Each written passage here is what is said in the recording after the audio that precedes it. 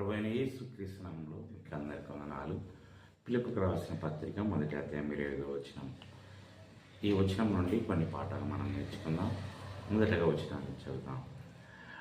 మరియు ఇట్టి నమ్మకం కలిగి నేను మరలా మీతో కలిసి ఉండుట చేత నన్ను గూర్చి క్రీస్తు యేసునందు మీకున్న అతిశయము అధికమగునట్లు.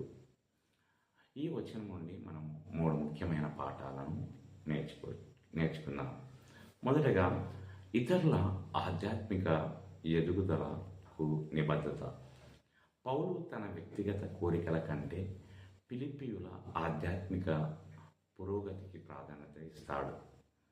ఇది మన కమ్యూనిటీలలో ఇతరుల విశ్వాసాన్ని పెంపొందించడానికి మనల్ని మనం అంకితం చేసుకోవడం యొక్క ప్రాముఖ్యతను నొక్కి చెబుతుంది. రెండవది, విశ్వాసం యొక్క భాగం వలె ఆనందం.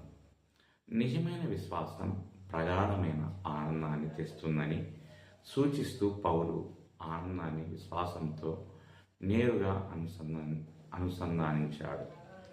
మన విశ్వాసాన్ని పెంపొందించుకోవడం మరింత సంతోషకరమైన మరియు సంతృప్తికరమైన ఆధ్యాత్మిక జీవితాన్ని గడపగలదని ఇది మనకు బోధిస్తుంది.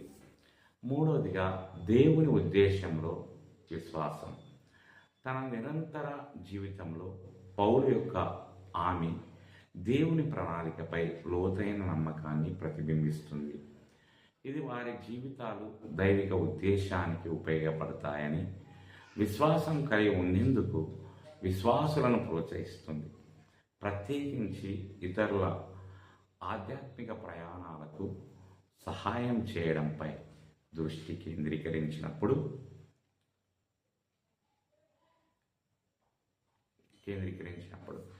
కాబట్టి ఈ మాటలను దేవుడు దీవించును గాక.